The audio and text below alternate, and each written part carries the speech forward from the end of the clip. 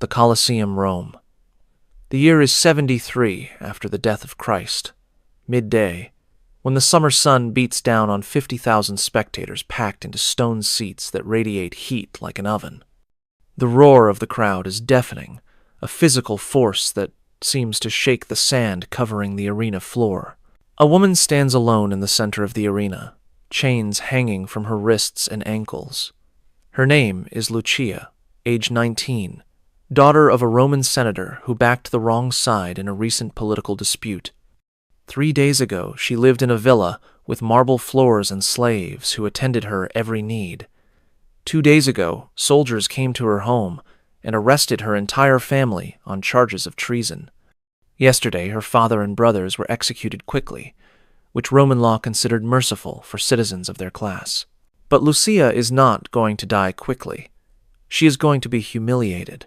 She wears a thin tunic that has been soaked with water, making it transparent and clinging to her body. This is deliberate. Around her neck hangs a wooden placard with words painted in red, "Traitor's daughter who thought herself above Roman law." The crowd reads it and their roaring intensifies. They did not come here to see mercy.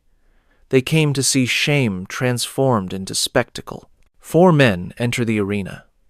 They are not gladiators. They are not soldiers. They are actors from one of Rome's theatrical companies, hired specifically for this performance. They carry props, a wooden throne, crude mockeries of imperial regalia, a whip made not to kill but to mark. The crowd understands immediately what entertainment has been planned. Lucia does not yet know the specific details of what the next 3 hours will entail, but she understands the essential truth. She is going to be forced to perform her own degradation for the amusement of 50,000 witnesses. Everything that gave her identity, her dignity, her sense of self, is about to be systematically destroyed in the most public way possible. And the destruction will be so complete, so thorough, so carefully designed, that even if she survives physically, the person who entered this arena will cease to exist. The lead actor approaches her with the wooden throne. He speaks loudly enough for the nearest spectators to hear, his words spreading through the crowd in waves. The traitor's daughter thought herself a queen. Let us show Rome what happens to false queens. The crowd erupts in approval. This is not random violence. This is not spontaneous cruelty. This is calculated, systematic, carefully choreographed public humiliation that Rome has refined into an art form over centuries. What happens to Lucia in the next 3 hours has been planned by officials, rehearsed by performers, designed to send specific messages to specific audiences. The Roman system of public humiliation was as sophisticated as their engineering, as brutal as their military conquests, and as enduring as their architecture. Here is what they never taught you about ancient Rome in history class. You know about the gladiatorial games, the chariot races, the bread and circuses that kept the population entertained. You know about Roman military conquests, their roads and aqueducts, their law codes that influenced Western civilization. You have seen romanticized versions of Rome in movies and television shows that focus on heroic figures and dramatic battles, but you've never learned about the systematic public humiliation rituals that Rome used to maintain social control. You have never heard about the deliberate protocols designed to destroy individuals so completely that their humiliation served as warning to entire populations. You have never discovered why Roman sources describe these spectacles with the same clinical precision they used for describing engineering projects, as if destroying human dignity was simply another technical challenge to be solved efficiently. Tonight, you will discover what Roman law prescribed for public humiliation and why these rituals were considered essential to maintaining order. How the practices were systematized with specific protocols documented in legal texts and administrative records. What Roman historians, philosophers, and officials wrote about the purposes and methods of public degradation. Why archaeological evidence confirms that humiliation spectacles occurred daily across the empire at massive scale. How survivors who recorded their experiences described psychological damage that modern trauma experts immediately recognize. If you want to understand the real history of Rome beyond the sanitized versions taught in schools, subscribe right now. Comment below telling me where in the world you are listening from, because these hidden truths about how empires maintain control deserve to reach every corner of the planet. The victims whose suffering was recorded in Roman sources deserve to have their experiences acknowledged rather than forgotten. Let us begin with what you thought you knew about Roman spectacles, then systematically dismantle those comfortable assumptions with evidence preserved in Roman sources for 2,000 years. The Romantic narrative tells us that Roman games were primarily about entertainment, spectacle, giving the masses what they wanted to keep them happy and docile.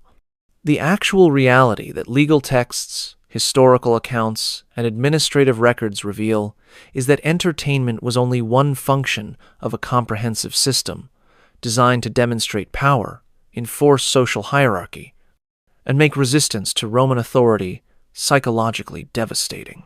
The scale of Roman public humiliation is difficult for modern people to comprehend. Rome, at its height, ruled approximately 50 million people across an empire spanning from Britain to Mesopotamia, from North Africa to the Rhine. Maintaining control over this vast territory with relatively limited military forces required sophisticated systems of psychological control. Public humiliation was not peripheral to Roman power, but central to it. The Colosseum in Rome, completed in 80 AD, could hold 50,000 spectators, but it was only the largest of hundreds of amphitheaters built across the empire. Every major city had facilities for public spectacles. Smaller towns had theaters or open spaces where humiliation rituals could be performed for local audiences. The infrastructure required to implement these systems empire-wide reveals their strategic importance to Roman governance. The theoretical framework was sophisticated and openly discussed by Roman writers. Seneca, the Stoic philosopher, wrote extensively about the purposes of public humiliation. He argued that witnessing the degradation of those who violated social norms reinforced proper behavior in observers. Cicero, the orator and statesman, discussed how public spectacles created emotional bonds between the state and the population through shared experience of witnessing punishment. Roman legal theorists wrote that the severity of punishment should be proportional not just to the crime, but to the social status of the criminal, with humiliation serving as appropriate punishment for those whose crimes were against social order rather than against individuals. This reveals something crucial. The Romans thought deeply about why they humiliated people publicly. They analyzed it. They debated optimal methods. They wrote treatises about psychological effects. This was not sadism disguised as justice. This was social engineering implemented through carefully designed rituals. The legal framework established specific categories of humiliation for different crimes and different social classes. Roman law distinguished between citizens and non-citizens, between freeborn and freed, between upper and lower classes. The type of humiliation deemed appropriate varied based on these distinctions. A senator convicted of treason faced different humiliation than a freedman convicted of theft, which faced different humiliation than a slave convicted of rebellion. The system was precisely calibrated to enforce hierarchy. The economic framework made humiliation spectacles profitable. The Roman state did not bear all costs. Wealthy individuals sponsored spectacles to gain political favor and public recognition. Entrepreneurs bid for contracts to provide performers, animals, and victims. A sophisticated market existed for supplying everything needed for elaborate humiliation rituals. This created economic incentives for the system to expand rather than contract. The administrative infrastructure was extensive. Officials called editores munerarum organized spectacles with authority to requisition resources and requisition condemned criminals. Records tracked which criminals were allocated to which spectacles, ensuring efficient use of human resources. Professionals called lanistae trained performers and managed logistics. The bureaucracy supporting public humiliation rivaled the bureaucracy supporting the military. Documentary evidence survived despite 2,000 years because Romans did not consider these practices shameful. They documented them proudly in historical chronicles, legal commentaries, philosophical essays, personal letters, graffiti on amphitheater walls, and administrative records preserved in stone and papyrus. When Roman historian Tacitus describes humiliation spectacles, his tone is analytical rather than critical. When Pliny the Younger writes letters describing elaborate humiliations he witnessed, he treats them as notable events worth recording for posterity. When legal texts specify appropriate humiliations for various crimes, the language is precise and clinical. Modern historians analyzing these sources with fresh perspectives recognize patterns that previous generations overlooked. The consistency across different types of sources, the systematic nature of the practices, the sophisticated reasoning behind design choices, all indicate that public humiliation was not incidental to Roman civilization, but fundamental to how Rome maintained control over its empire. The specific types of humiliation varied widely, but followed recognizable patterns. Forced performances where victims were made to act out degrading scenarios. Exposure where victims were displayed naked or nearly naked before crowds. Animal encounters where victims faced beasts in ways designed to maximize terror and degradation rather than quick death. Mock ceremonies that parodied respected rituals to create maximum contrast between victims' current state and their previous status. Physical markings that permanently labeled individuals as having been humiliated. Sexual violations performed publicly to destroy not just the victim, but their family's honor. Each type served specific purposes. Forced performances demonstrated that victims could be compelled to actively participate in their own degradation, showing absolute power of the state. Exposure destroyed dignity associated with privacy and bodily autonomy. Animal encounters created visceral spectacle that engaged audiences emotionally. Mock ceremonies used ritual forms that Romans respected to make the degradation more psychologically devastating through contrast. Physical markings ensured humiliation continued beyond the immediate event. Sexual violations destroyed family honor in cultures where honor was linked to sexual purity of women and sexual control of men. The sophistication reveals itself in details. Roman spectacle designers understood that effective humiliation required careful calibration. Too much violence resulted in death, ending the spectacle prematurely. Too little resulted in audiences feeling unsatisfied, defeating the purpose. The optimal humiliation maximized psychological damage and audience engagement while keeping the victim alive and conscious. They also understood that effective humiliation required appropriate targeting. Humiliating a slave who had no status to lose accomplished little. Humiliating a member of the upper classes who thought their status protected them accomplished much, demonstrating that no one was beyond the state's reach. The most effective humiliations involved victims whose fall from privilege was dramatic and visible. Roman sources reveal something darker still. The empire learned through experience.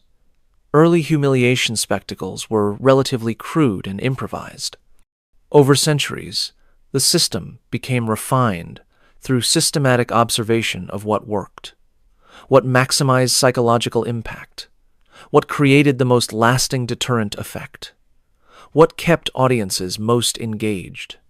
Romans answered these questions through experimentation and implemented improvements based on results. This was not primitive barbarism.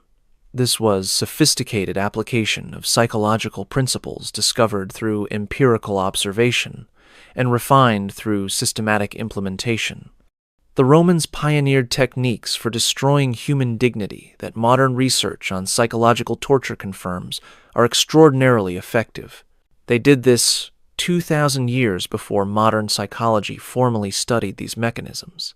Understanding this context is essential before examining individual cases because it reveals that what happened to specific victims was not random cruelty or individual sadism, but calculated implementation of systems designed at the highest levels of Roman government, discussed by leading intellectuals and maintained through elaborate infrastructure across an entire empire for centuries.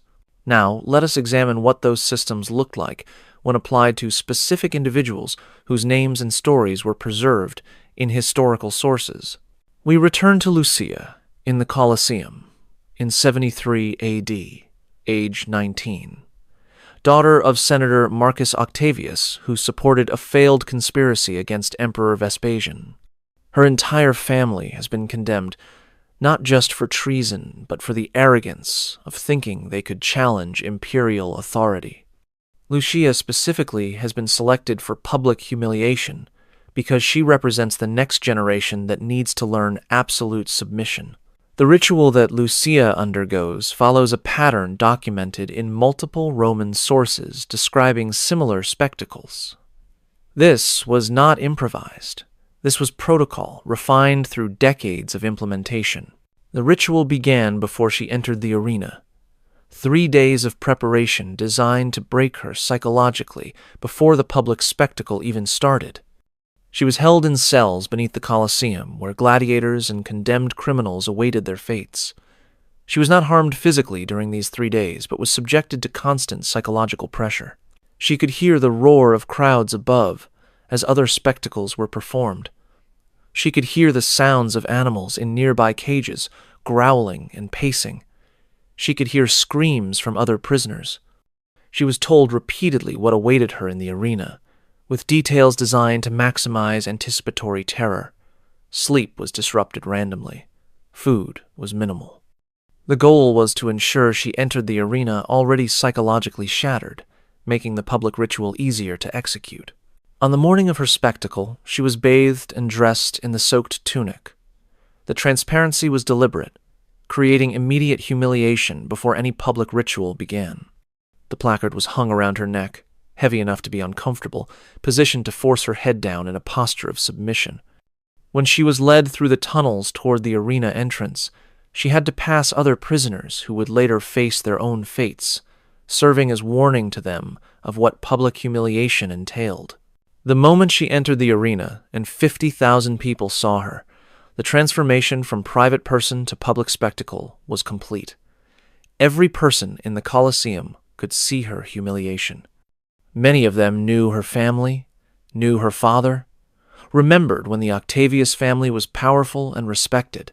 The contrast between her previous status and her current state was the essential element that made the spectacle effective. The 4 actors who entered the arena were professionals who specialized in these performances. They were not improvising. They had a script, choreography, specific beats they needed to hit for maximum audience engagement.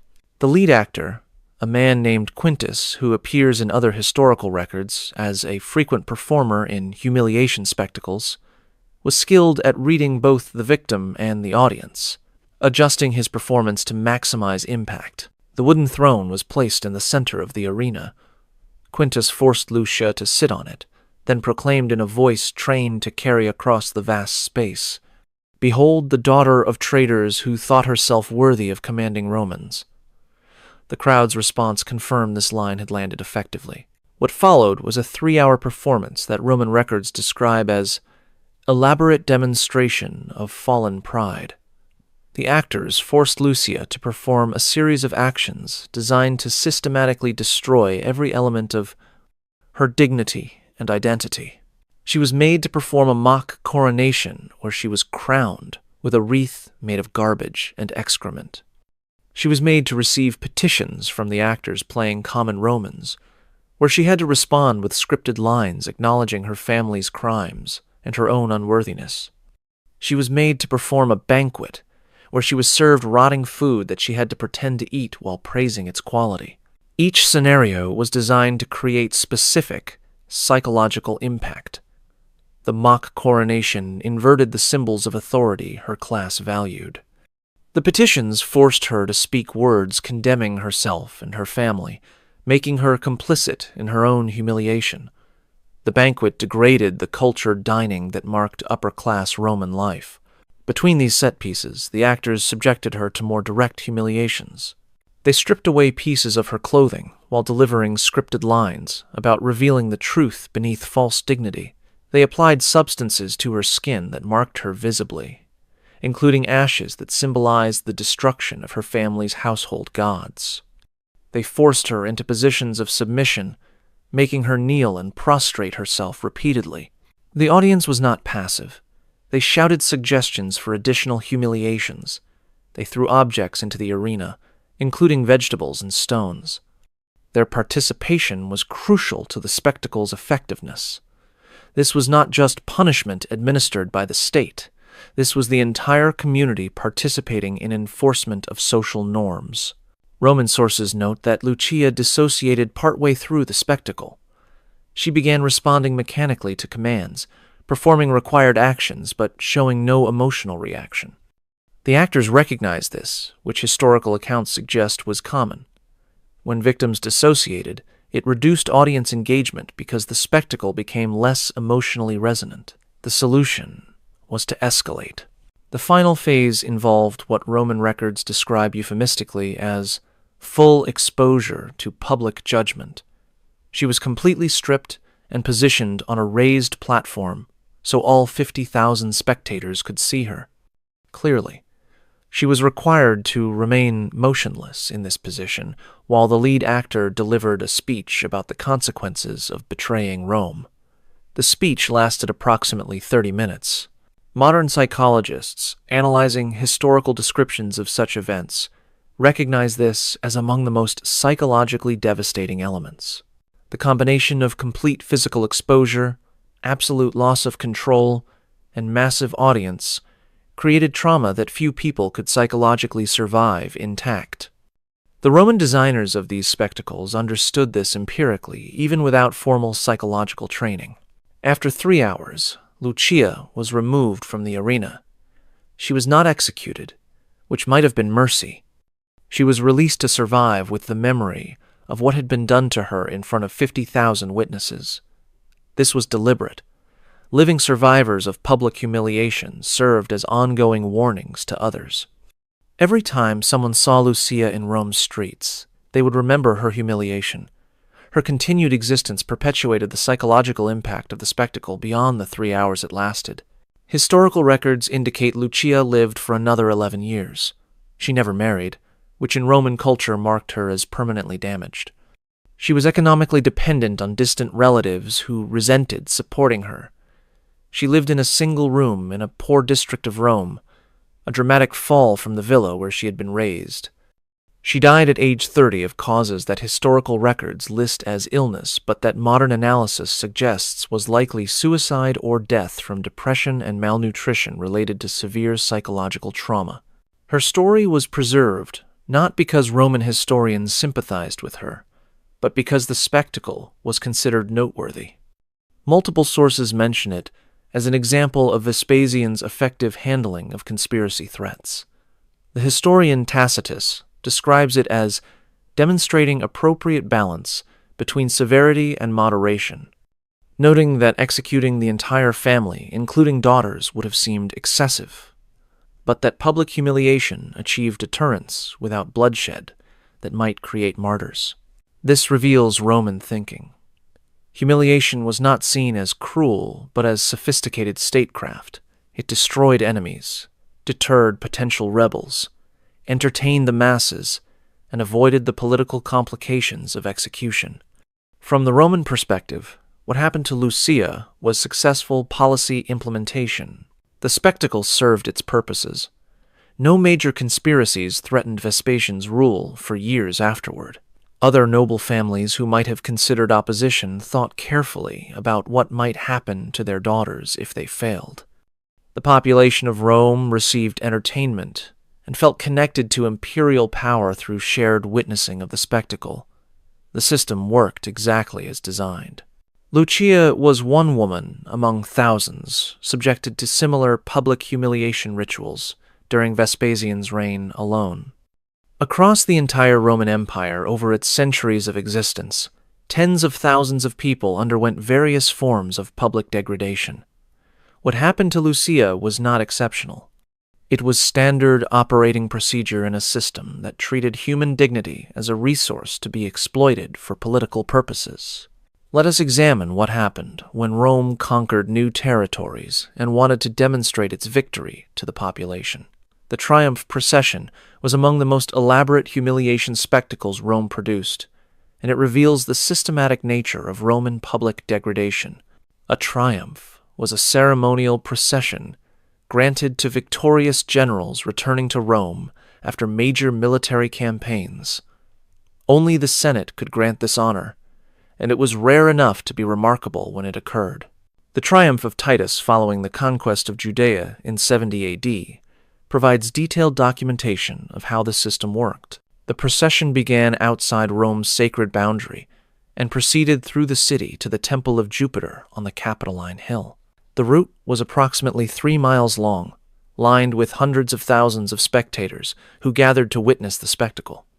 The procession included military units, captured war booty displayed on elaborate floats, representations of defeated cities and battles, animals from conquered territories, and, most importantly, prisoners. The prisoners marched in the procession in positions specifically designed to maximize their humiliation. They were placed after the displays of captured wealth, visually equating them with objects rather than people. They wore chains that were visible but not so heavy that prisoners could not walk, since collapsing during the procession would rob spectators of the full spectacle. They were dressed in their native clothing, which Romans found exotic and therefore suitable for mockery. The positioning of specific prisoners was carefully calibrated. The highest-ranking captives, including royal families from conquered territories, were placed near the end of the procession where anticipation had built to maximum levels. Lower-ranking prisoners marched earlier, serving as prelude to the main attractions. This hierarchy of humiliation demonstrated Roman understanding that effective degradation required appropriate targeting of high-status victims. Josephus, a Jewish historian who witnessed Titus's triumph procession, provides remarkable detail about what happened to the captured leaders of the Jewish revolt. Simon Bar Giora, one of the rebel commanders, was forced to march through Rome with a rope around his neck, symbolizing that he was literally captured prey. The rope was visible to all spectators, creating immediate visual communication of his subjugation. As the procession reached the Forum, Simon was separated from the other prisoners. A Roman official read formal charges against him while he stood before the crowd that lined the route. Then he was led to the Mamertine prison, located just off the Forum, where he was strangled to death while the procession continued above. His execution was timed to coincide with the procession's climax, so the general receiving the triumph could announce to the crowd that Rome's enemy had just been executed below their feet. This timing was calculated for maximum psychological impact. The crowd's celebratory mood at witnessing imperial victory was amplified by news that one of the defeated leaders had just died. The execution location, directly on the triumph route, meant spectators stood literally above where death was occurring. The integration of execution into the larger spectacle demonstrated that death was subordinate to humiliation in Roman thinking. Killing Simon was less important than humiliating him first. Other high-status prisoners from the Jewish revolt were not executed, but were kept alive for further humiliation. Women from the royal Herodian family were forced to march in the procession wearing chains. Josephus records that they wept openly during the march, which spectators interpreted as appropriate acknowledgement of defeat. The visible emotional breakdown of high-status women served Roman purposes by demonstrating that even the most protected members of enemy societies could not maintain dignity under Roman power. Children of defeated leaders were also included in triumph processions. Their humiliation served specific purposes, demonstrating that resistance would endanger future generations, destroying bloodline continuity of enemy leadership, and creating particularly emotional spectacle since watching children suffer engaged Roman audiences more intensely than watching adult men suffer. The systematic nature reveals itself in how triumphs were organized. The procession order was specified by tradition and law. The timing of various elements was choreographed for maximum audience impact. The visual presentation was designed to communicate specific messages. We conquered, we captured incredible wealth, we subjugated their people, we killed their leaders, we destroyed their future. Each element built on the previous to create comprehensive narrative of total victory. Roman sources describe how defeated peoples responded to being paraded through Rome. Many dissociated, walking mechanically through the streets while psychologically absent. Some actively resisted, refusing to walk and having to be dragged, which spectators found entertaining. Some attempted suicide before or during the procession, which Romans considered cowardice. The range of responses reveals that victims experienced these spectacles as profoundly traumatic. The humiliation did not end when the procession reached the Temple of Jupiter. Prisoners who were not executed were often retained in Rome for future spectacles. They might be brought out for games at the Colosseum. They might be displayed at other public events. They served as ongoing reminders of Roman victory, living symbols of what happened to those who resisted Rome. Some prisoners from triumphs were eventually sold into slavery, creating a category of slaves whose previous high status made their current degradation more satisfying to Roman slave owners. Owning a former king or noble as household slave was a status symbol that reinforced both the owner's connection to Roman power and the comprehensive nature of Rome's victory over that prisoner's people. The triumph procession system was implemented across Rome's expansion from the 3rd century BC through the 3rd century AD. Hundreds of triumphs occurred during this period, meaning tens of thousands of prisoners experienced systematic public humiliation, while millions of Roman spectators witnessed these spectacles. This was not occasional cruelty, but regular policy that Romans considered essential to demonstrating the benefits of military conquest to their own population. The psychological impact on conquered peoples was documented by historians from those societies. Jewish sources describe the trauma of witnessing their leaders paraded through Rome. Greek sources from various conquered cities describe similar experiences. Germanic tribes' oral traditions preserved memories of warriors subjected to triumph processions.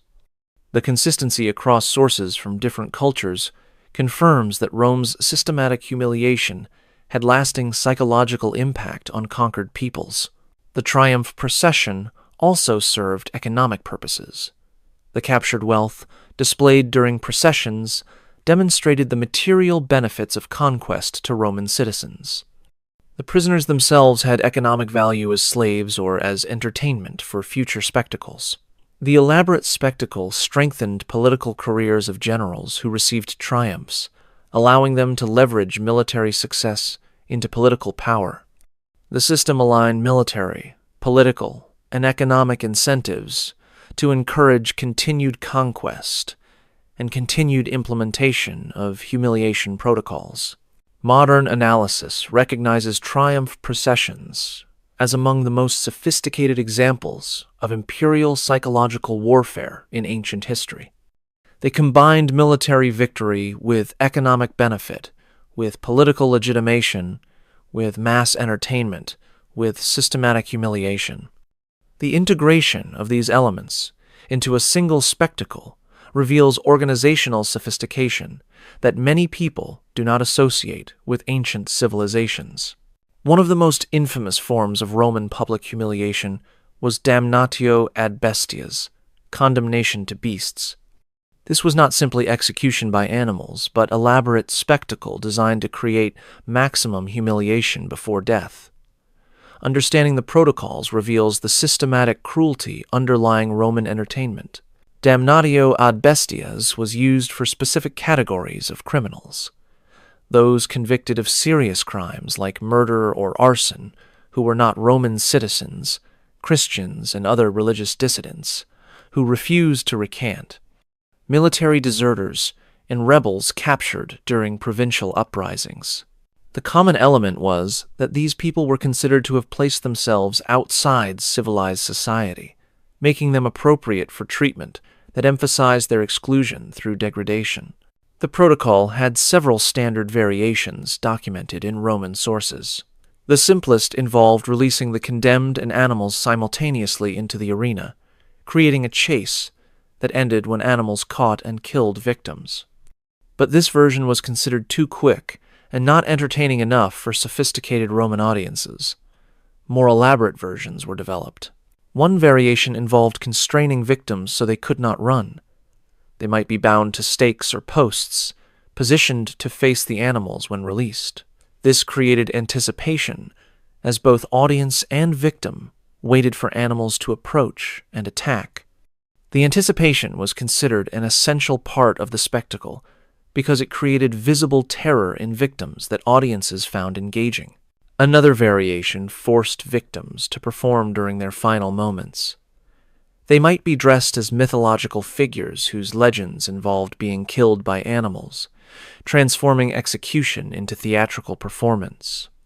They might be given props like wooden swords that were useless against the animals, but that they had to pretend to use. The forced performance aspect created humiliation beyond the threat of death itself. The case of Perpetua and Felicity, Christian martyrs executed in Carthage in 203 AD, provides detailed documentation of how damnatio ad bestias worked, because Perpetua wrote an account of her imprisonment before her execution that survived. Her testimony provides victim perspective rare in historical sources. Perpetua was a noblewoman, age 22, nursing a young child. Felicity was her slave, age uncertain, pregnant, when arrested. They were imprisoned together with several other Christians who refused to perform sacrifices to Roman gods. Over several months of imprisonment, they were repeatedly offered freedom if they would simply make a token sacrifice, which they refused on religious grounds. The refusal itself was humiliating to Roman authorities because it suggested that religious belief could trump Roman power. This made their eventual public humiliation particularly important. They needed to be degraded so thoroughly that their faith would appear futile and their resistance foolish, discouraging other Christians from similar refusal. The spectacle was scheduled for games celebrating the emperor's birthday.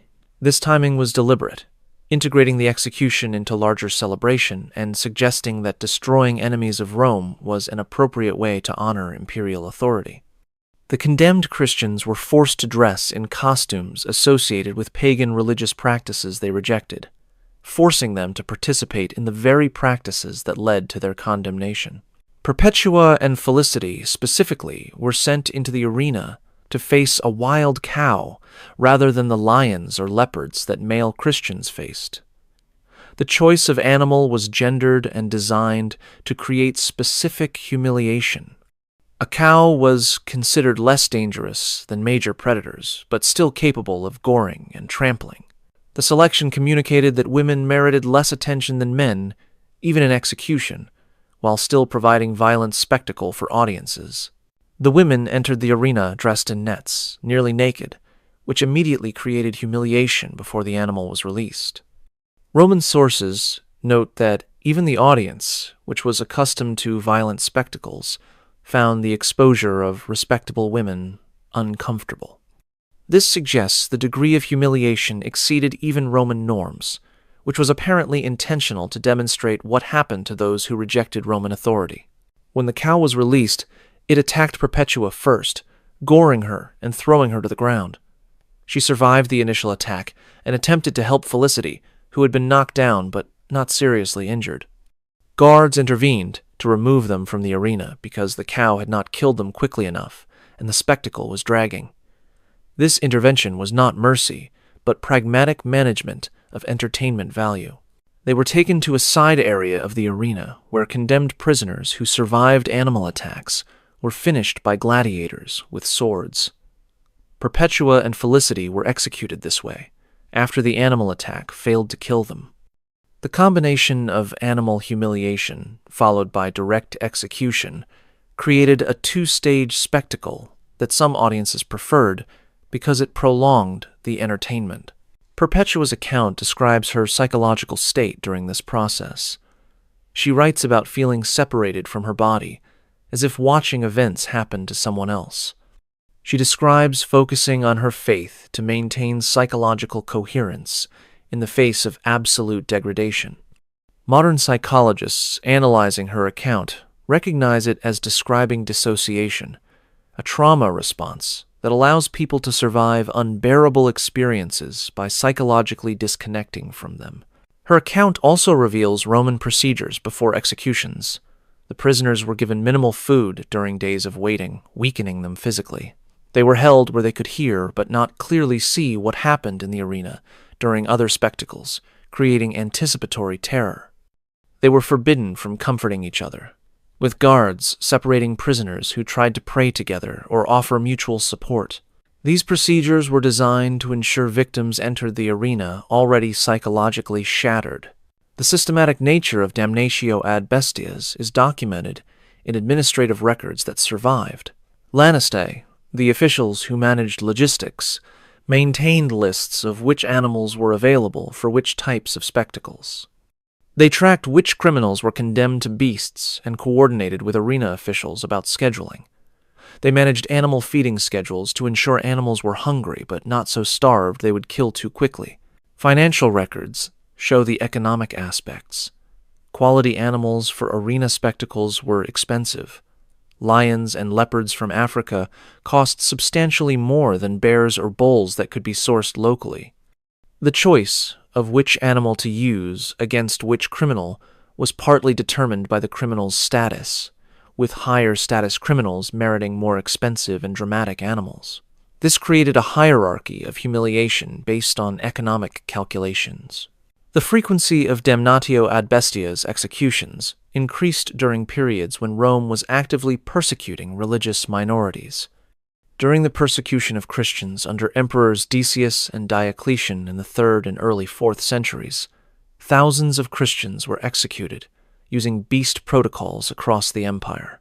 The scale required industrial management of animal supplies and coordination of spectacles across multiple cities simultaneously. Archaeological evidence confirms the systematic nature. Excavations beneath amphitheaters reveal holding areas for both animals and condemned prisoners, designed to keep them separated until the moment of spectacle.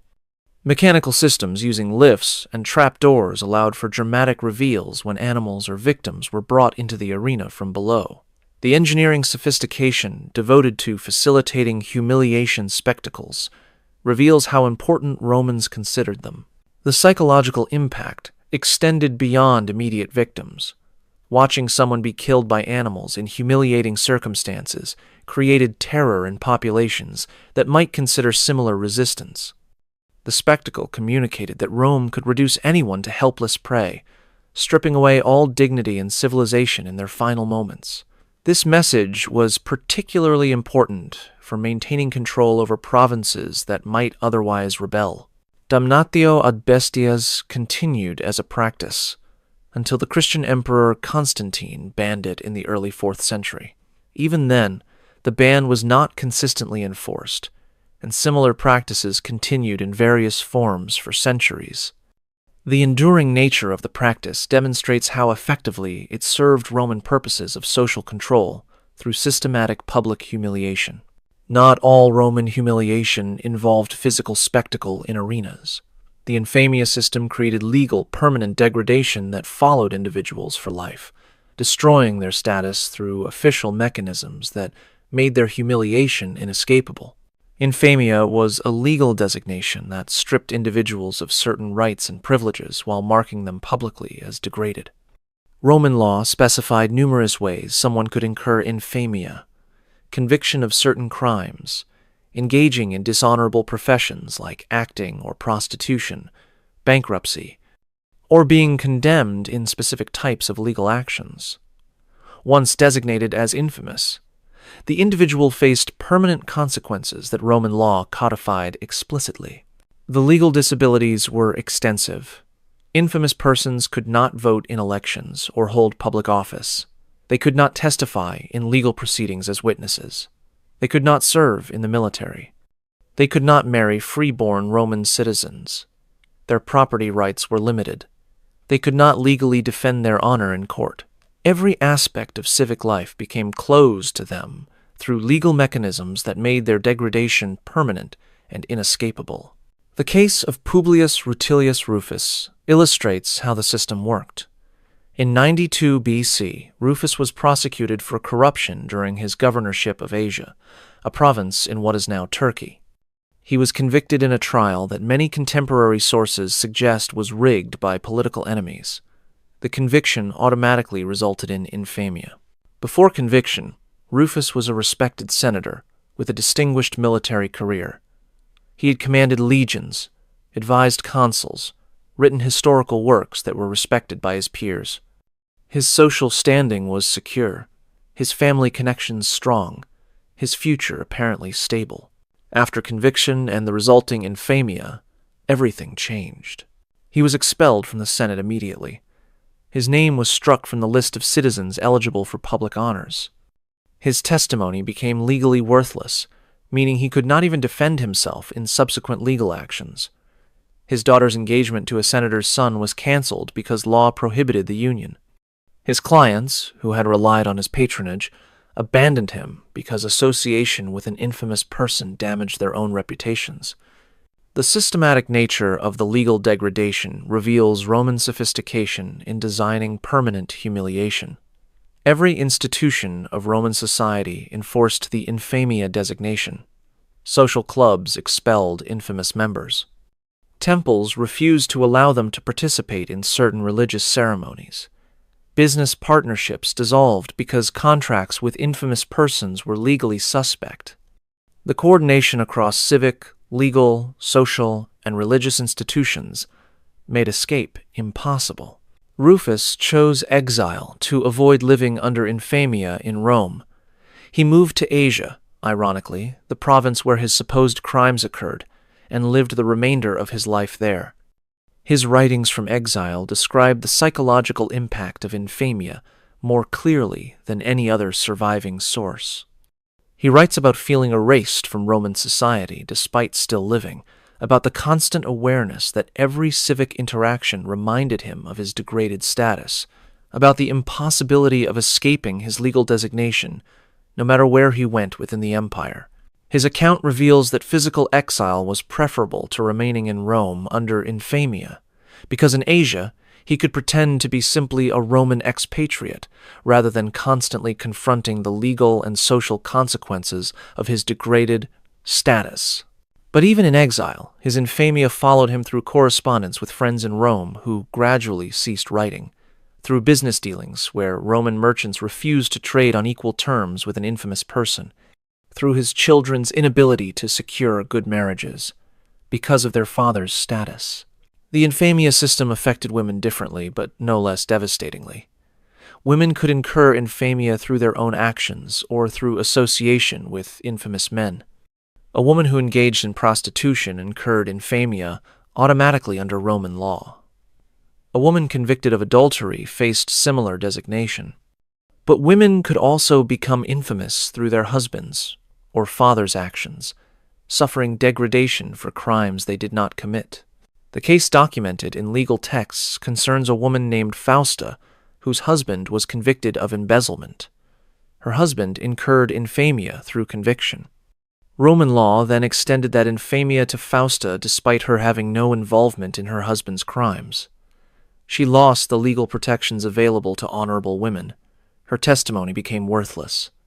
Her marriage prospects, if she survived her husband, were destroyed because law prohibited honorable men from marrying infamous women. Legal scholars at the time debated whether extending infamia to wives was just, with some arguing it unfairly punished the innocent. But the practice continued because it served purposes beyond individual justice. Making families share in degradation created additional incentive for Romans to avoid actions that might incur infamia. It also demonstrated that dishonor contaminated everyone associated with the dishonorable person, reinforcing social pressure to avoid contact with the infamous. Children born to infamous parents faced particular difficulties. They did not automatically inherit infamia under most circumstances, but social stigma followed them regardless of legal status. Respectable families refused marriage alliances. Educational opportunities were limited. Career prospects were constrained. The informal social consequences often mattered more than formal legal disabilities. The permanent nature of infamia was crucial to its function. Temporary punishment could be endured. Permanent degradation created ongoing deterrent effect that lasted the individual's entire life and affected their descendants. Every day of an infamous person's life, they confronted their diminished status, and everyone who encountered them was reminded of what happened to those who incurred Roman disapproval. The visibility of infamia was ensured through multiple mechanisms. Court records listing infamous persons were posted publicly. Censors who maintained citizenship rolls marked infamous persons specifically.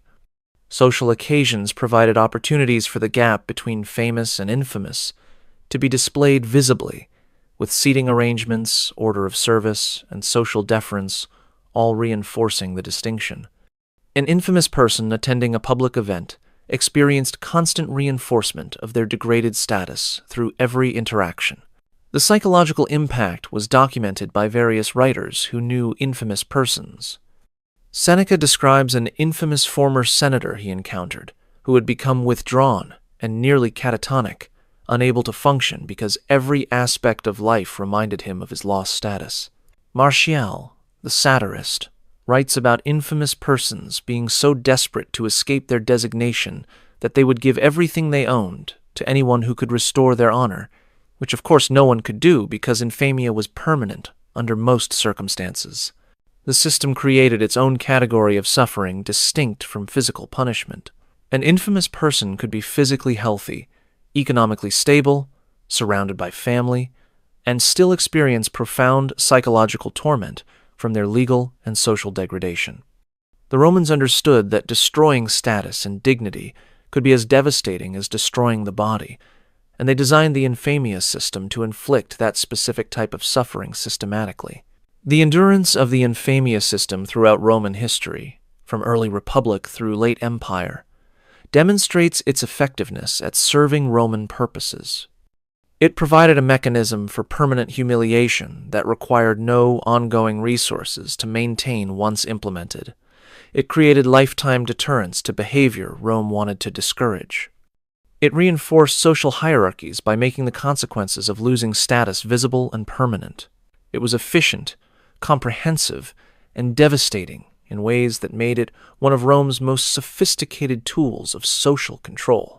The gladiatorial games are familiar to most people as entertainment spectacle, but their function as systematic humiliation is less understood. Being forced to perform as a gladiator was among the most degrading fates possible in Roman society, and the system was carefully designed to maximize humiliation while providing entertainment. Gladiators occupied a paradoxical position in Roman culture. They were simultaneously celebrated and despised.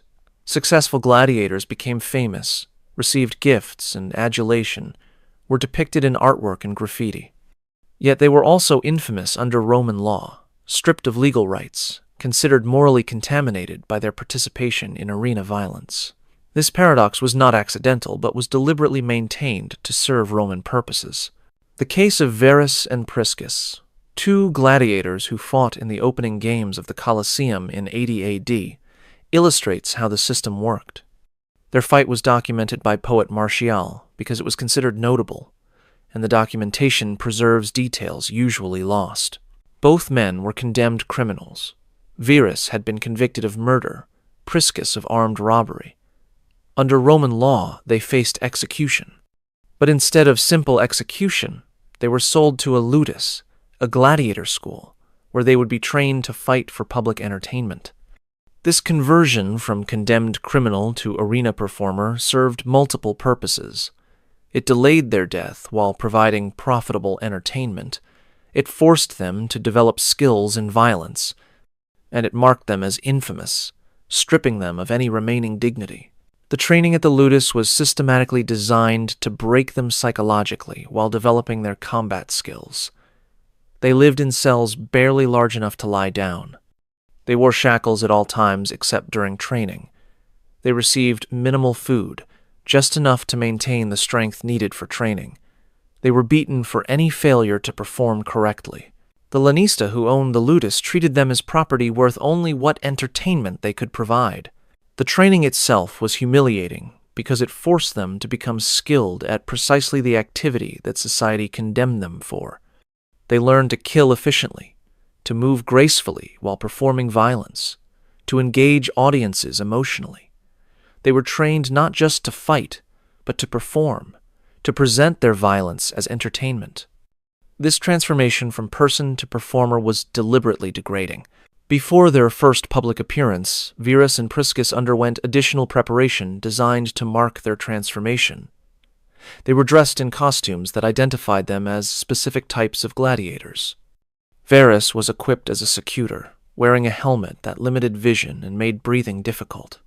Priscus was equipped as a retiarius, armed with a net and trident but given minimal armor. The equipment imbalances were deliberate, creating dramatic contrast that audiences found entertaining. They were also given names that replaced their legal names. From this point forward, they were only referred to by their gladiator names.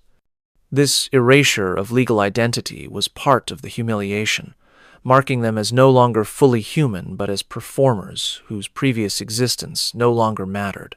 When they entered the Colosseum for the first time, 50,000 people watched them. The scale of the audience created immediate humiliation. Every person in that crowd was judging them, evaluating their performance, finding entertainment in their desperation to survive. The gladiators understood that failure meant death, but success meant only continued existence in this degraded state. The fight between Verus and Priscus lasted hours, according to Martial's account. Both men were skilled, evenly matched, determined to survive. The length of combat increased audience engagement because extended fights allowed for more emotional investment. As the fight continued, spectators chose favorites, shouted encouragement or insults, became emotionally connected to the spectacle. Eventually, both men, exhausted and wounded, simultaneously dropped their weapons and appealed to the emperor for mercy. This appeal itself was humiliating, requiring them to beg for their lives from someone who had ordered them into this situation. They had to perform submission in the most public way possible, demonstrating that their survival depended entirely on imperial whim. The emperor, Titus, granted mercy to both. This was unusual. Normally defeated gladiators were executed in the arena, but Titus judged that the quality of their performance merited reward. They were allowed to live and were granted symbolic wooden swords, rudis, that theoretically meant they would not have to fight again. Martial presents this as a happy ending, evidence of the emperor's generosity. But the reality was more complex. Being granted the rudis did not free them from infamia. They remained legally degraded. They remained property of the ludus owner unless he chose to free them, which sources do not indicate happened. Their wounds from the fight left them with permanent injuries that affected them for their remaining lives. Most importantly, the psychological damage of having performed desperate combat for the entertainment of 50,000 people remained. Surviving gladiators described the lasting trauma in the few sources where their voices were recorded.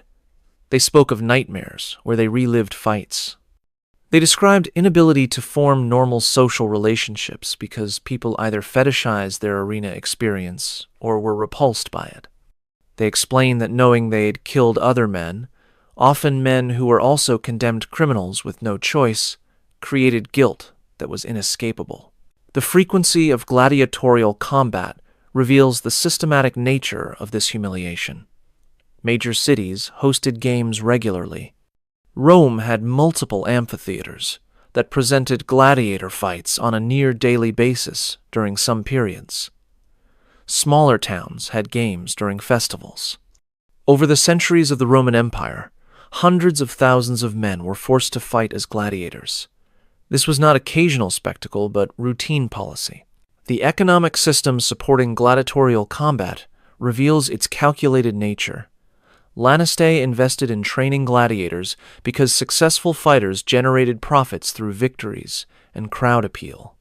They calculated that a gladiator needed to survive approximately 5 fights to become profitable after the initial investment in training. This economic logic shaped how fights were conducted, with some fights designed to be fatal and others designed to preserve valuable performers. The social system supporting the games reveals broad complicity. Wealthy sponsors funded games to gain political favor. Trainers specialized in developing fighters. Vendors sold food and programs. Prostitutes serviced spectators before and after events. Entire economic sectors depended on continued supply of condemned criminals who could be transformed into gladiators. The system created widespread incentive for maintaining practices that produced sufficient criminals to meet demand. The religious justification was that gladiatorial combat honored the dead and purified the community through ritual bloodshed. Originally, gladiator fights were funeral games performed at burials of important persons. Over time, this religious origin became attenuated, but the language of purification and honor remained. This allowed Romans to frame systematic humiliation and forced combat as religious duty rather than as cruelty. The legacy of the gladiatorial system extended beyond Rome. As the empire expanded, amphitheaters and gladiatorial games spread to conquered provinces. Local elites in Gaul, North Africa, Spain, and elsewhere adopted the practice as a way of demonstrating their Roman identity. The systematic humiliation through forced combat became a marker of Roman civilization that provincial cities replicated to prove their participation in imperial culture. The psychological sophistication reveals itself in details. The Romans understood that forcing someone to kill another person in front of a crowd created specific type of trauma. They understood that requiring skilled performance, rather than simple execution, increased degradation. They understood that preserving some fighters while killing others created desperate hope that motivated better performances. They understood that public nature of combat amplified humiliation exponentially compared to private violence. All of these insights shaped how the gladiatorial system was designed and maintained.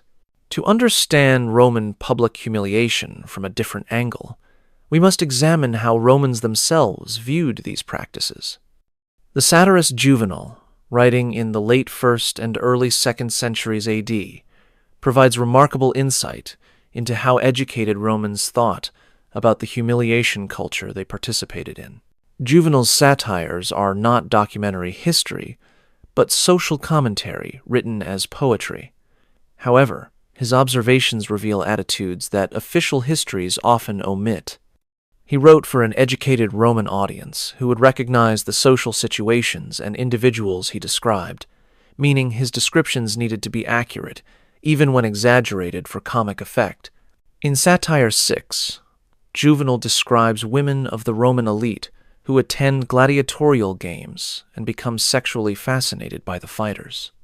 He presents this as scandal, as evidence of moral decay, as behavior that degrades the women who engage in it. But his description also reveals systematic aspects of gladiatorial culture. He notes that some elite women pay to sleep with gladiators, seeking encounters with men who are simultaneously famous performers and infamous degraded criminals. The paradox is what attracts them, according to Juvenal. The women are degrading themselves by contact with infamous persons, but the degradation is the appeal. The gladiators, meanwhile, participate because they are property who cannot refuse. Juvenal presents this as condemnation of the women, but his description reveals broader truth about how humiliation culture operated. The systematic degradation of gladiators created a category of persons who were available for exploitation precisely because their infamia meant they had no legal recourse. Elite Romans could use infamous persons however they wanted, because those persons had no standing to object. In Satire 10, Juvenal examines political downfall and public humiliation. He describes the fate of Sejanus, a powerful prefect under Emperor Tiberius, who was accused of conspiracy and executed in 31 AD. Juvenal focuses not on Sejanus's execution, but on what happened to his statues and representations afterward. Roman practice included damnatio memoriae, condemnation of memory, where a disgraced person's images were systematically destroyed. Sejanus's statues across Rome were pulled down by mobs who participated enthusiastically in this ritual destruction. His name was chiseled off inscriptions. His portraits in public buildings were painted over or removed. The systematic erasure was designed to suggest that Sejanus had never existed, that his power had been an illusion. Juvenal describes crowds attacking Sejanus's statues with enthusiasm that exceeded what was necessary for simple removal. People spit on the bronze faces before they were torn down. They urinated on the fragments after destruction. They competed to show their enthusiasm for condemning Sejanus because association with a condemned person was dangerous while visible opposition to him was protective. This reveals how public humiliation functioned as social control beyond the immediate victim. Every Roman who participated in destroying Sejanus's memory was performing their own loyalty to the emperor. Those who refused to participate marked themselves as potential sympathizers. The humiliation ritual forced mass participation, making every spectator complicit and thereby bound to the power structure that ordered the humiliation. In Satire 3, Juvenal describes the daily humiliations of being a client dependent on a wealthy patron. The client must attend the patron every morning, waiting in crowds of other clients for a chance to be acknowledged. The patron dispenses small amounts of money or food as gifts that clients must accept with exaggerated gratitude. The client must laugh at the patron's jokes, applaud the patron's speeches, agree with the patron's opinions, all while knowing that the patron views clients as barely human. Juvenal presents this as personal humiliation, but the systematic nature is clear. The patron-client system was fundamental to Roman social structure. Millions of Romans survived through these relationships of dependence and daily degradation. The system required constant performance of submission by clients and constant demonstration of superiority by patrons. Both parties understood the degrading nature of the interaction, but both participated because the system made survival dependent on compliance. What makes Juvenal's perspective valuable is that he condemns the humiliation culture he describes while simultaneously participating in it. He attends the games he criticizes. He seeks patronage while mocking the patron-client system. He lives in Rome while suggesting that life there is unbearable. His conflicted position reveals that even educated Romans, who recognized the cruelty of their society, felt unable to extract themselves from it. His satire, too, examines hypocrisy around sexual behavior, describing men who publicly condemn sexual immorality while privately engaging in behaviors they claim to despise. He describes public humiliations of people caught in adultery or other sexual transgressions, noting that the loudest condemners are often later discovered doing the same things. This reveals that public humiliation functioned partly to allow Romans to perform virtue by condemning vice in others, regardless of their own behavior. The spectacle created opportunity for audiences to feel morally superior to victims, to experience self-righteousness through witnessing degradation. This psychological function helped explain why humiliation spectacles were so popular. They allowed ordinary Romans to feel elevated through witnessing the fall of others. Juvenal's overall perspective reveals sophisticated understanding of how humiliation culture operated. He recognizes that the spectacles serve political purposes, maintaining emperors' power through demonstration of consequences for challenging authority. He understands that they serve social purposes, reinforcing hierarchies by visibly demonstrating what happens to those who transgress norms. He sees that they serve psychological purposes, allowing spectators to experience emotional satisfaction through witnessing others' suffering. But Juvenal also reveals the corrupting effect on the society that maintains such culture. He suggests that constant exposure to public humiliation has made Romans callous, unable to feel appropriate sympathy for suffering. He argues that the spectacles have degraded spectators as much as victims because participation in humiliation, even as observer, damages the humanity of participants. His Satire 15 describes an incident in Egypt where villagers cannibalized members of a rival village. Juvenal presents this as ultimate example of human degradation, as behavior that places people below animals.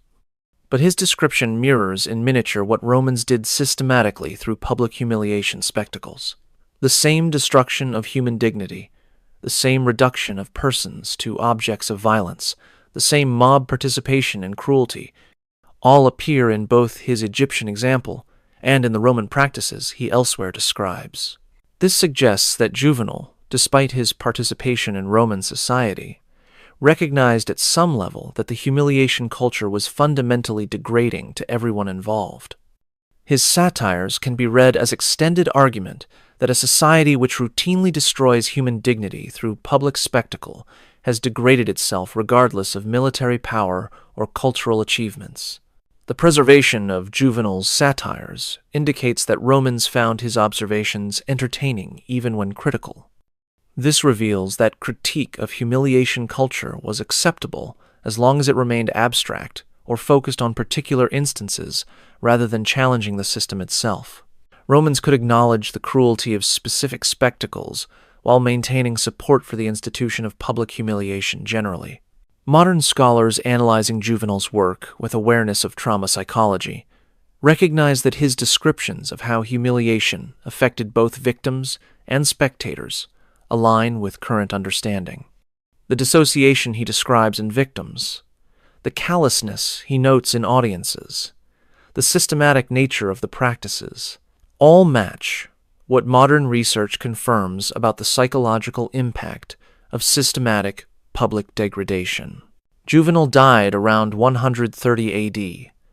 Public humiliation spectacles continued in Rome for another 300 years after his death. His critiques, preserved and read by subsequent generations of educated Romans, had no impact on ending practices he described.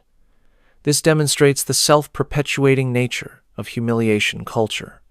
Even when people within the system recognize its cruelty and its corrupting effects, the institutional and economic and social forces maintaining it prove stronger than individual critique. Beyond textual sources, archaeological evidence provides physical confirmation of Roman public humiliation practices and reveals details that written sources omit. Modern excavations using scientific techniques have uncovered material evidence that transforms our understanding of the scale and systematic nature of these rituals. The excavation of the Colosseum and other amphitheaters has revealed sophisticated infrastructure designed specifically to facilitate humiliation spectacles. Beneath the arena floor, a complex system of chambers, tunnels, and mechanical lifts allowed for dramatic staging of spectacles. These are not improvised structures, but carefully engineered systems that reveal the importance Romans placed on effective presentation of public degradation. The underground chambers contained holding areas for both animals and human victims. The chambers were separated by sturdy barriers that prevented premature contact. Ventilation systems kept the spaces marginally livable despite being below ground level. Evidence suggests these chambers were used to hold people for extended periods, consistent with textual sources describing days of anticipatory terror before spectacles. The mechanical systems included lifts powered by human labor that could raise cages containing animals or victims from the underground chambers directly into the arena through trapdoors. The timing and positioning of these reveals could be controlled precisely, allowing for choreographed spectacles where victims and animals appeared at specific moments for maximum audience impact. The sophistication of the engineering devoted to enabling sudden, dramatic appearances reveals how important Romans considered these effects.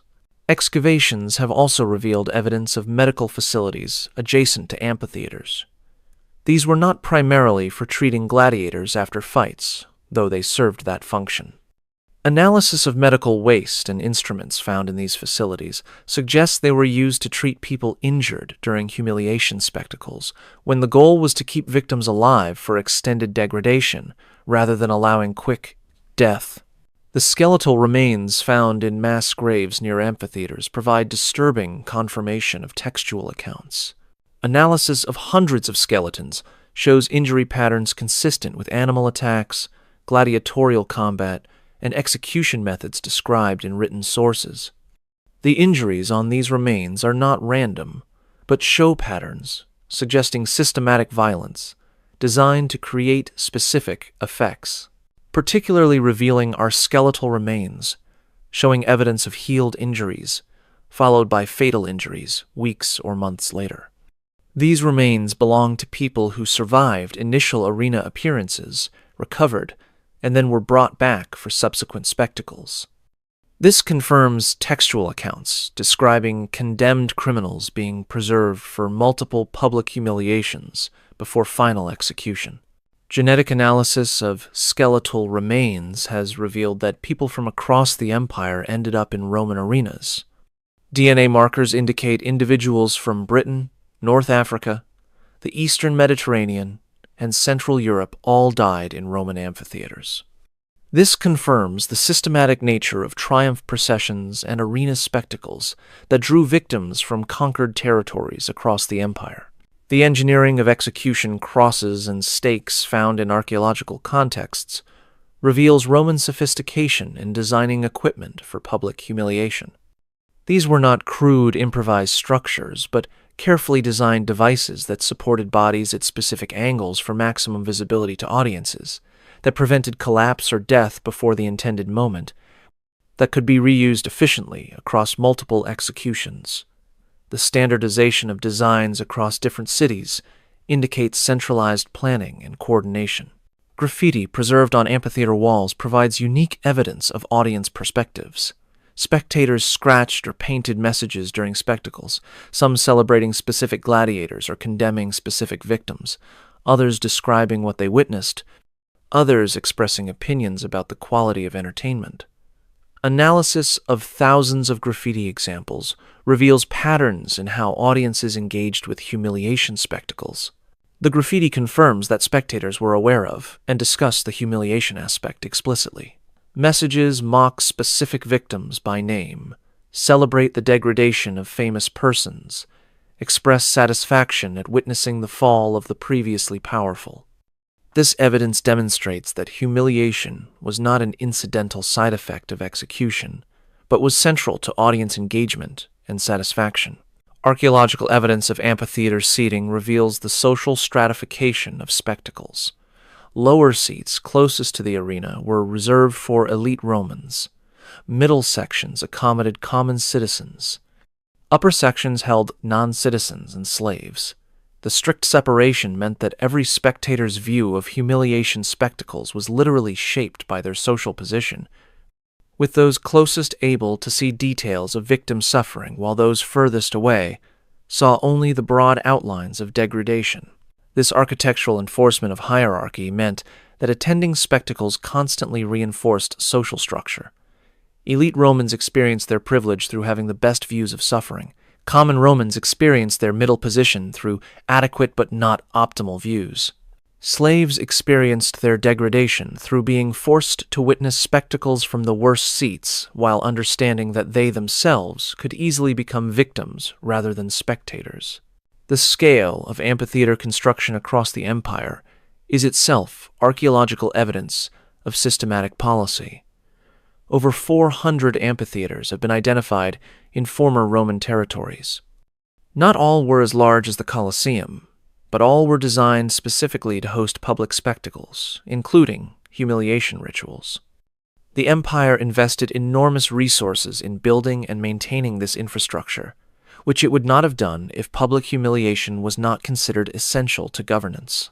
Economic evidence from archaeological sites confirms the profit mechanisms supporting humiliation culture. Vendor areas around amphitheaters show standardized layouts optimized for selling food, wine, and souvenirs to spectacle audiences. This commercial infrastructure indicates that spectacles were not just political events, but entertainment industry, generating significant economic activity. The economic incentives created by this industry helped perpetuate the humiliation practices that drew audiences. Excavation of wealthy Roman homes has revealed artwork depicting arena spectacles, including mosaics showing specific gladiators, paintings representing triumph processions, sculptures of defeated enemies in submission poses. This private art in elite homes demonstrates that humiliation spectacles permeated Roman culture beyond the immediate events. The images served as ongoing reminders of Roman power and of the consequences of challenging that power. The preservation of human remains with specific injury patterns in contexts suggesting respectful burial indicates that some victims of public humiliation were later claimed by relatives and given proper burial. This shows that families maintained connection to condemned relatives despite the public degradation, suggesting that social stigma was not always absolute, and that some Romans maintained humanity even within a dehumanizing culture. Analysis of tool wear patterns on execution devices reveals frequency of use. Crosses and stakes show wear consistent with being used multiple times per week over extended periods. This physical evidence confirms textual accounts describing daily or near-daily executions and humiliation spectacles in major cities during certain periods. The scale implied by the physical wear patterns is staggering and confirms that public humiliation was routine rather than occasional. Material evidence of resistance has also been found. Graffiti in holding cells beneath amphitheaters includes messages of defiance, prayers to various gods, statements of innocence, curses against captors. These messages, preserved for 2,000 years, provide direct testimony from victims about their psychological states before being subjected to public humiliation. The messages reveal terror, desperation, anger, and occasional defiance, humanizing people whom Roman culture was designed to dehumanize. The archaeological evidence transforms our understanding by providing material confirmation independent of textual sources. While texts could theoretically be exaggerated or biased, physical remains do not lie. The skeletal injuries, the architectural systems, the widespread infrastructure, the material culture, all confirm that Roman public humiliation occurred at massive scale with sophisticated organization, exactly as textual sources describe. Understanding individual cases reveals human cost. Understanding system infrastructure reveals how such practices became normal, accepted, and maintained across an empire for centuries. The Roman system for public humiliation required infrastructure at multiple levels. Legal infrastructure included specific laws defining which crimes merited which forms of public degradation, specifying procedures for trials and sentencing, establishing authority chains for organizing spectacles, and creating the legal category of infamia that made certain persons subject to permanent humiliation. This legal framework made systematic humiliation not random violence, but lawful procedure. Administrative infrastructure managed the logistics. Officials called editores munerarum had legal authority to organize spectacles, including power to requisition condemned criminals from prisons and to coordinate with officials controlling animals and equipment. Clerks maintained records tracking which criminals were scheduled for which spectacles, ensuring efficient use of human resources. Financial officers managed budgets for spectacles, allocating resources for construction, equipment maintenance, and purchasing animals or other necessary supplies. Physical infrastructure included the 400-plus amphitheaters, built specifically to host public spectacles. The engineering sophistication of these structures, with their underground chambers, mechanical systems, and carefully planned sightlines, demonstrates the importance Romans placed on effective presentation of public humiliation. Cities also maintained prisons near amphitheaters, where condemned persons awaited their public degradation. Economic infrastructure created financial incentives supporting the system. Wealthy sponsors funded spectacles to gain political advantage and public recognition. Vendors profited from selling goods to spectators. Dynasties, who owned gladiator schools, generated income from training and renting fighters. Animal suppliers profited from capturing and transporting beasts. Construction contractors built and maintained amphitheaters. An entire economic sector depended on continued demand for public humiliation spectacles. Training infrastructure ensured consistency. Dynasties trained not just gladiators, but also personnel who managed spectacles. Executioners developed specialized skills in prolonging suffering without causing immediate death. Actors learned to perform in humiliation spectacles. The standardization of techniques across the empire reveals systematic training rather than improvised local variations. Communication infrastructure enabled coordination. The Roman road system and postal service allowed for orders from central authority to reach provinces efficiently.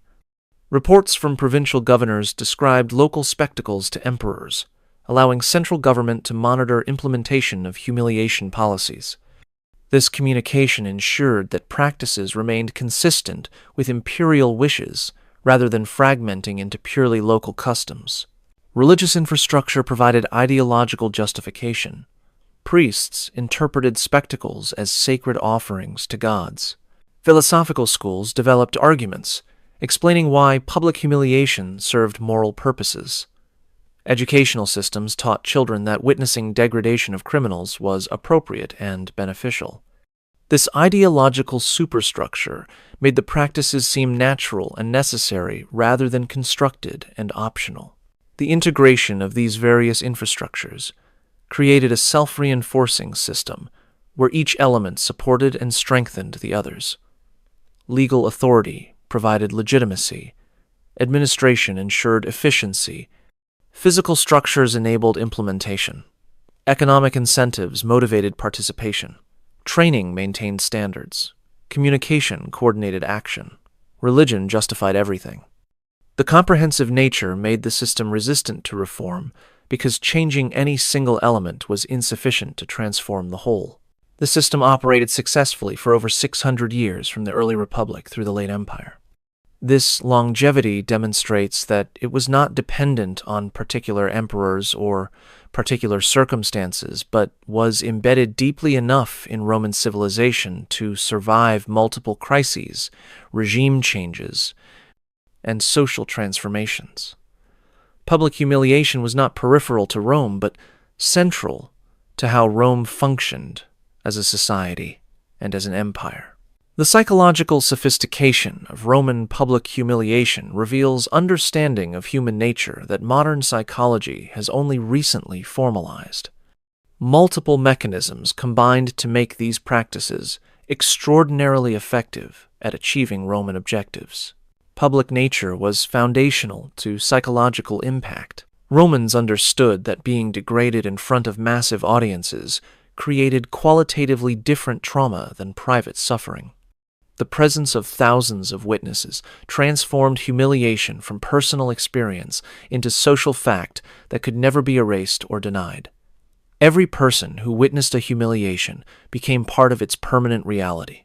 Status destruction was carefully targeted. Romans recognized that effective humiliation required victims whose fall from previous status was dramatic and visible. Degrading someone who had no status accomplished little. Degrading senators, generals, wealthy merchants, or foreign nobility demonstrated that no one was beyond Roman power, regardless of their previous position. Forced participation made victims complicit in their own degradation. When condemned persons were required to perform in spectacles, to speak scripted lines condemning themselves, to actively participate in rituals that destroyed their dignity, they became psychologically implicated in their own humiliation. This created self-blame and internalized shame that continued long after the immediate event. Unpredictability created learned helplessness. Victims in prison awaiting spectacles did not know when their turn would come, or what specific form their humiliation would take. This uncertainty prevented psychological preparation and created constant anticipatory anxiety that was often more devastating than the actual event. Once in the arena, victims could not predict what would happen next, preventing any sense of control. Duration was calibrated for maximum impact. Spectacles lasting hours rather than minutes allowed for escalating humiliation that broke victims down progressively. Each stage prepared the victim for the next by eroding psychological defenses incrementally. The extended duration also increased audience investment, since they became emotionally engaged with the unfolding spectacle. Audience participation transformed spectators into active components of humiliation. When crowds shouted insults, threw objects, or suggested additional degradations, They became perpetrators rather than observers. This participation bound spectators to the system by making them complicit. It also created peer pressure, where refusing to participate marked one as potentially disloyal. Violation of cultural values maximized psychological damage. Romans designed humiliations to target whatever the victim's culture valued most. For peoples who valued warrior masculinity, humiliations emphasized weakness and submission. For cultures emphasizing female modesty, humiliations involved public exposure. The customization showed sophisticated understanding that effective humiliation required exploiting specific cultural vulnerabilities. Permanent marking ensured lasting impact, whether through infamia's legal consequences, through physical scars, through traumatic memories that prevented normal functioning, or through social stigma that followed survivors. Roman humiliation created effects that persisted long after immediate events ended. This permanent damage served as ongoing warning to others considering resistance. Creation of witnesses served strategic purposes beyond immediate entertainment. Everyone who witnessed a humiliation spectacle became a carrier of information about what Rome did to those who challenged authority. These witnesses spread accounts to friends and family, multiplying the deterrent effect far beyond the amphitheater. Systematic nature prevented adaptation. If humiliation practices had been consistent and predictable, victims might have developed psychological defenses or coping strategies. But Romans varied the specific forms while maintaining the essential degradation, preventing anyone from knowing exactly what to expect. This variation made psychological preparation impossible. Modern trauma psychology confirms that Roman practices incorporated precisely the mechanisms that research identifies as most psychologically devastating. The Romans discovered through empirical observation what took modern science centuries to understand through controlled research. The immediate legacy of Roman public humiliation spread throughout the Mediterranean world and beyond, as Rome's cultural influence extended far past its military borders. Even societies that successfully resisted Roman conquest often adopted Roman practices, including systematic public degradation, recognizing their effectiveness for social control. Medieval Europe inherited Roman legal traditions, including the infamia system. Church law incorporated similar concepts of permanent legal degradation for certain categories of sinners. Secular law maintained public humiliation as standard punishment for various crimes. The continuity reveals that Roman innovations in systematic degradation became embedded in Western legal tradition. The spectacle culture continued in modified form. Medieval public executions shared many characteristics with Roman arena spectacles: carefully staged performances, large audiences, extended duration, religious justification, combination of execution with humiliation. The methods changed, but the underlying logic remained Roman. Islamic civilizations that conquered former Roman territories also absorbed some practices. While Islamic law prohibited some Roman-style spectacles, public humiliation remained accepted punishment for certain crimes. The influence was not complete adoption, but adaptation of Roman techniques to Islamic legal and religious frameworks. Byzantine Empire, the direct continuation of Roman power in the East, maintained many practices with modifications reflecting Christian influence. Public humiliation continued as standard punishment, though the religious justification shifted from pagan to Christian terms. The infrastructure of amphitheaters was gradually converted to other uses, but the culture of public degradation persisted through other venues. The long-term psychological impact on populations subjected to centuries of systematic public humiliation is difficult to measure, but likely significant. Cultural attitudes toward authority, toward public spectacle, toward acceptable treatment of criminals and social deviants, all may have been shaped by Roman normalization of public degradation. The effects potentially transmitted across generations through cultural learning, even after the specific practices ceased. Archaeological evidence provides material traces of legacy. Roman amphitheaters scattered across former empire remained as physical reminders of what Rome did. Some were repurposed for other uses, some fell into ruin, but all served as monuments to systematic humiliation that occurred within them. The architectural legacy kept memory alive even when cultural practices changed. Genetic evidence from skeletal remains shows demographic impacts.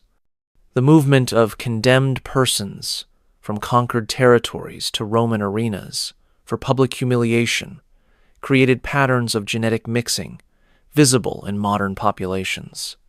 This biological legacy persists in descendants of people whose ancestors were subjected to or witnessed Roman public degradation.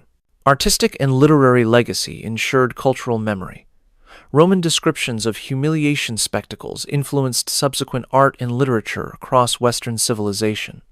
The imagery of arena combat, of triumph processions, of public degradation appeared repeatedly in art and writing for centuries after Rome fell.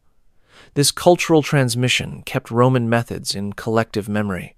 The normalization of systematic humiliation as entertainment created precedent that influenced how subsequent societies approached punishment and spectacle. The idea that destroying human dignity could be appropriate public entertainment, that watching suffering was acceptable recreation, that degradation could serve legitimate social purposes. All these concepts became embedded in Western thought, partly through Roman example. Perhaps the most disturbing legacy is philosophical and ethical. Roman intellectuals developed sophisticated justifications for public humiliation that influenced subsequent moral philosophy. Arguments about the purposes of punishment, about the relationship between individual suffering and social benefit, about the appropriate role of public spectacle and governance, all drew on Roman precedents. Some of these arguments continue to influence modern debates about criminal justice and about the proper bounds of state power. Understanding why much of this history was obscured reveals how societies cope with disturbing aspects of their foundational civilizations. The Romans themselves did not hide these practices during their time. They documented public humiliation proudly in legal texts, historical chronicles, poetry, philosophical treatises, private letters, and monumental inscriptions. From Roman perspective, systematic public degradation demonstrated sophisticated civilization rather than barbarism. The problem of erasure arose after Rome's fall. Christian writers who preserved Roman texts faced uncomfortable tension. Christianity emerged partly in reaction to Roman persecution, including Christians subjected to public humiliation in arenas. Yet Christianity also adopted Rome as foundational civilization after Constantine legalized the religion. Church fathers needed to maintain Roman cultural heritage while condemning practices that had targeted Christians. The solution was selective preservation and emphasis. Christian scholars preserved Roman legal texts and historical chronicles, but emphasized different aspects. Texts describing military victories and legal innovations received more attention than texts describing humiliation spectacles. The material existed, but was not prioritized for copying and study. Medieval scholars who studied Roman civilization focused on elements relevant to their concerns: law, governance, military strategy, architecture, rhetoric. Public humiliation spectacles seemed peripheral to understanding Rome's achievements and were not central to scholarly discourse. This created pattern where the texts describing systematic degradation survived but were not widely read or discussed. Renaissance humanists who revived interest in classical civilization romanticized Roman culture in ways that downplayed disturbing elements. The revival of classical learning emphasized Roman contributions to art, literature, philosophy, and governance. The systematic cruelty underlying Roman power was acknowledged but minimized as unfortunate excess rather than as fundamental to how Rome operated. Enlightenment philosophers who used Rome as model for republican governance needed to distinguish between aspects worth emulating and aspects to reject. They emphasized Roman law, Roman civic virtue, Roman military organization. They treated public humiliation as aberration, or as product of historical context that could be separated from valuable Roman innovations. This selective reading made it possible to venerate Rome, while ignoring systematic practices modern sensibilities found repugnant. 19th century imperialism created new motivations for selective interpretation. European powers building their own empires looked to Rome as precedent and justification. They emphasized Roman administrative efficiency, Roman engineering, Roman ability to govern diverse peoples. They were less eager to emphasize Roman methods of maintaining control through systematic public degradation, since those methods too closely resembled practices their own empires employed. Academic professionalization in the 20th century established norms about appropriate historical topics. Detailed examination of humiliation and degradation fell outside these norms. Historians studying Rome focused on political history, military history, economic history, social structure. The psychological mechanisms of Roman public humiliation and their role in maintaining imperial power did not fit established scholarly categories and received less attention. Recent decades have seen increased willingness to examine these aspects honestly. Historians influenced by trauma studies, by critical approaches to power, and by interdisciplinary methods have begun analyzing Roman public humiliation as central rather than peripheral to understanding how Rome functioned. The sources were always available.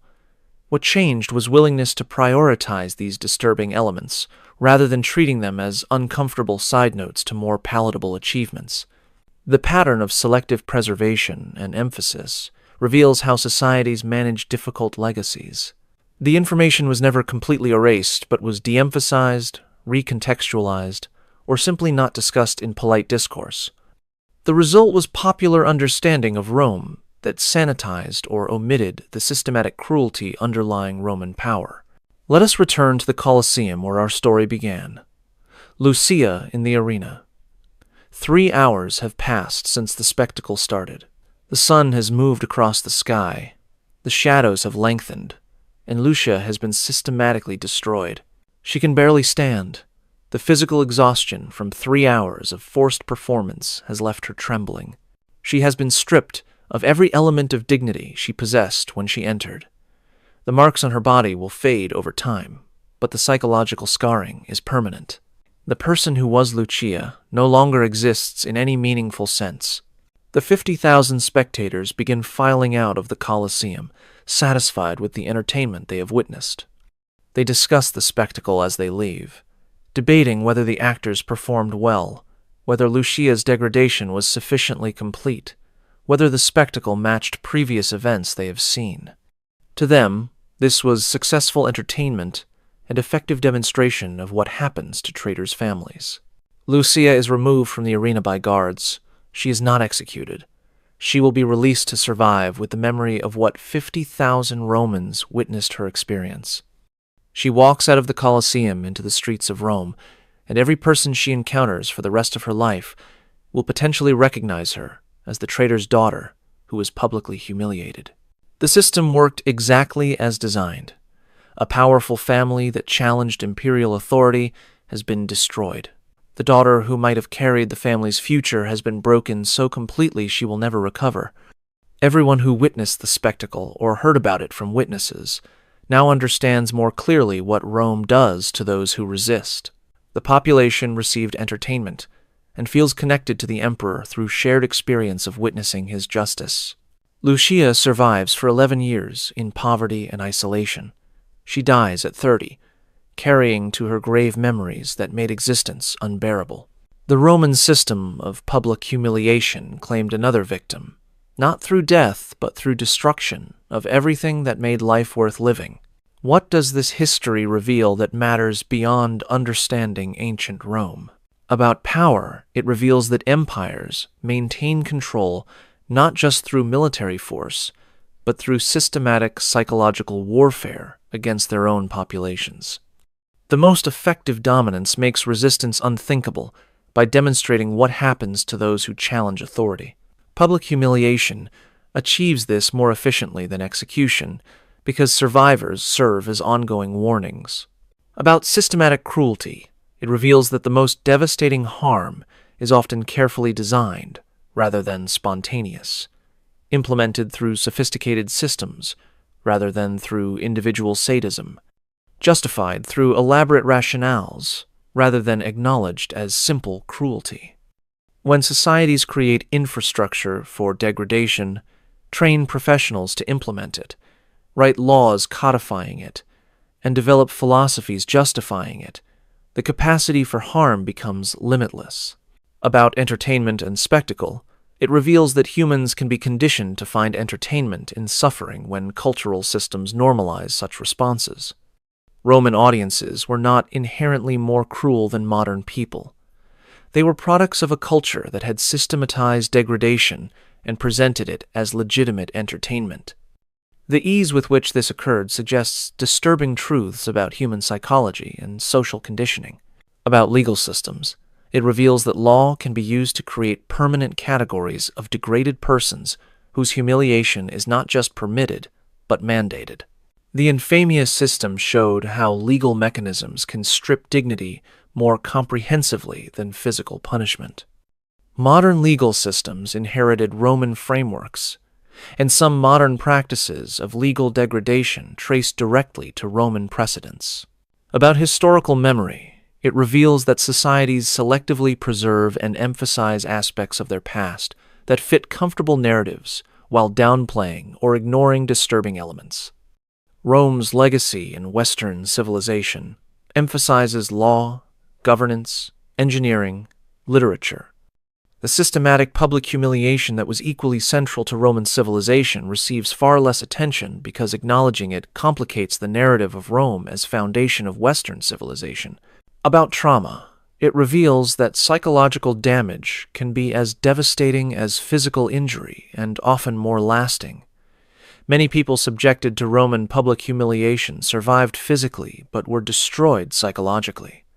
Contemporary sources and modern analysis confirm that the trauma from systematic public degradation created lifetime disability for survivors. The Roman understanding that destroying dignity could be more effective than destroying the body reveals psychological sophistication that remains disturbing. Why this matters today is that the underlying mechanisms have not disappeared. Modern societies still use various forms of public humiliation for social control. The specific methods have evolved, but the logic remains recognizable. Understanding how Rome systematized degradation helps recognize when similar patterns appear in contemporary contexts. The legacy also persists in cultural attitudes about punishment, about appropriate entertainment, about legitimate uses of state power. Many modern debates about criminal justice, about public shaming, about acceptable forms of spectacle, echo Roman discussions from 2,000 years ago. The influence is not always visible, but runs deep.